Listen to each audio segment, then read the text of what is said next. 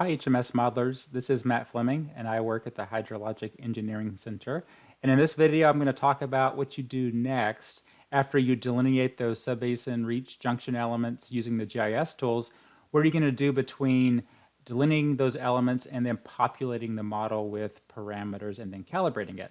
So I'm going to specifically talk to you about naming those hydrologic elements using descriptive names and then checking the connectivity of those elements. All right, in this first slide, we have the beginnings of our basin model. So we have some elements that have been delineated using those GIS tools. And you can see those names, right? Those names are those default names that you specified right before you click the automated delineate option. And so these names are good for you. You're going to understand those names as you're working with the project. But think about passing this project off to somebody else who might not be as familiar with the watershed as you are. You're going to want to use descriptive names that describe those subbasins, which rivers they represent or which watersheds they represent. And then the same for those river reaches and those junction elements. Which gauges do those junctions represent, or which major streams or river segments do those reach elements represent? And so you want to use those descriptive names in there so that when other people use this model or apply it to other applications, they're able to pick it up much more quickly. There's two options for renaming elements. The first one is you're going to expand the Watershed Explorer to see all the elements in the basin model, and then you can right-click on that element name in the tree there. And once you right-click on that element name, you should see a pop-up menu, and within that pop-up menu, there is a rename option.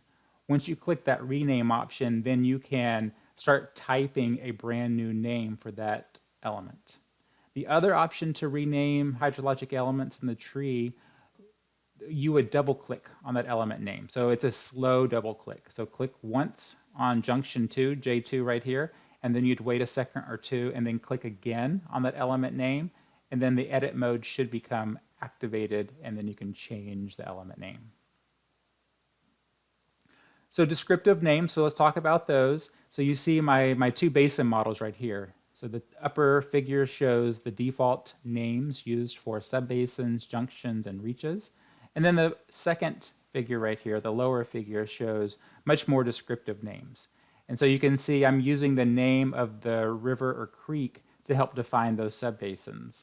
And so for this subbasin right here, I'm using East Branch Mahoning Creek. So that's the major stream that is exiting that subbasin at the outlet. Then I'm using Stump Creek for the other or the adjacent subbasin.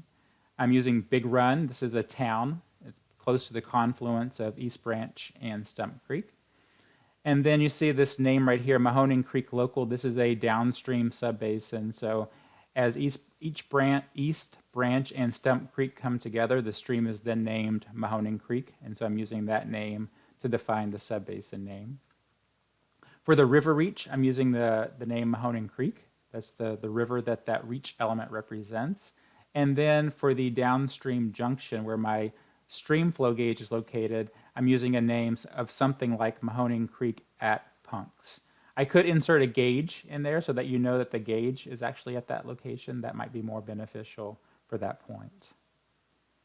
All right, so use your stream names to help define subbasins and reaches. Use gauge names to help you define those junctions, and town names or other important descriptions to help you with those junction names.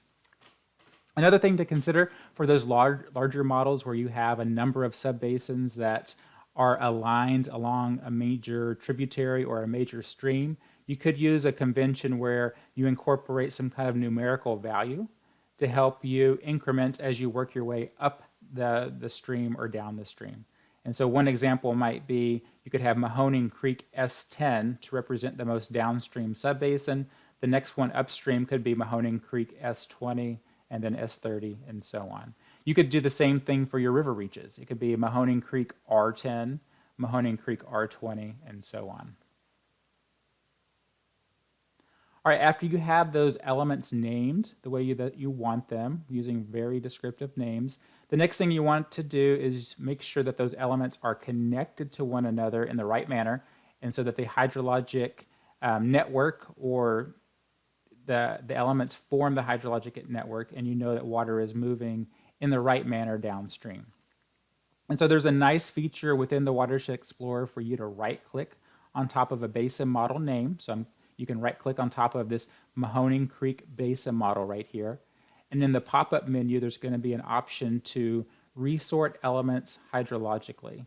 And if you choose that option, the program is going to resort all the elements in the basin model so that the most upstream element is the farthest from the outlet and it represents the largest subbasin. So in this simple model right here, there's 3 subbasins. This first one right here, this is the most upstream point.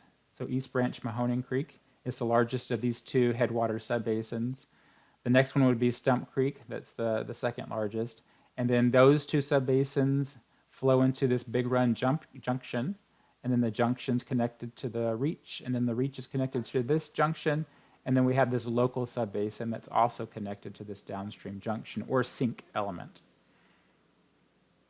After you verify that the connectivity is correct, the second check that you want to do is make sure your drainage area matches published information.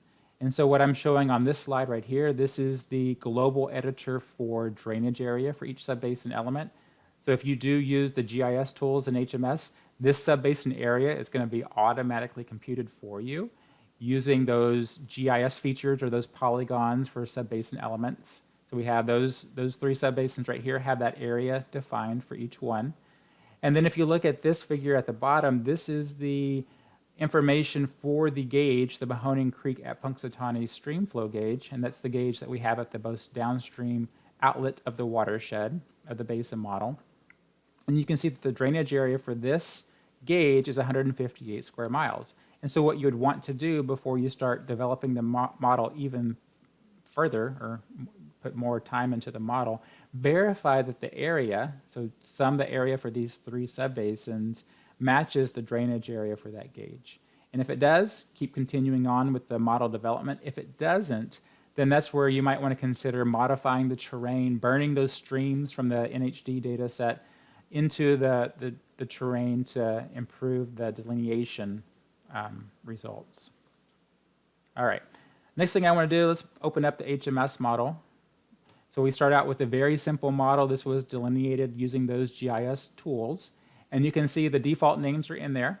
So if I right-click on top, or left-click on top of subbasin 2 right here in the Watershed Explorer, and then click a second time, you notice that the editing environment becomes active. So I could change that from subbasin 2 to East Branch Mahoning Creek. Hit the enter key, and then that name is saved. So you notice that it updates in the tree right here, the Watershed Explorer, and it also updates in the basin model map. All right.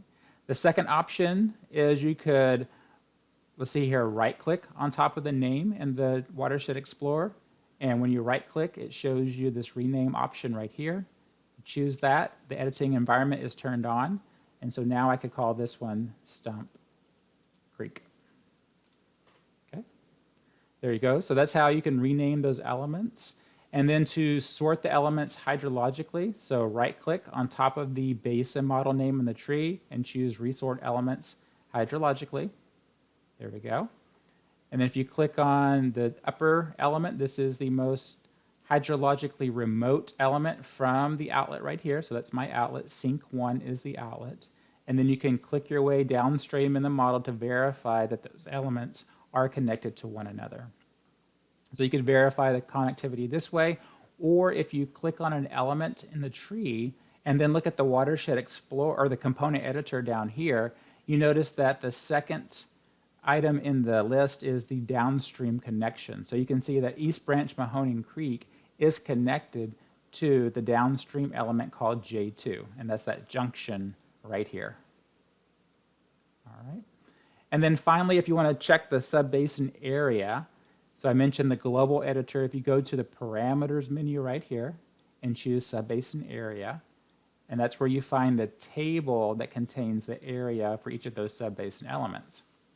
So you could highlight those 3, copy them out to, or copy those and paste them into Excel to compute the drainage area, and then compare that information to USGS reports or other information just to verify that the drainage area that you're getting from the GIS delineation matches other information.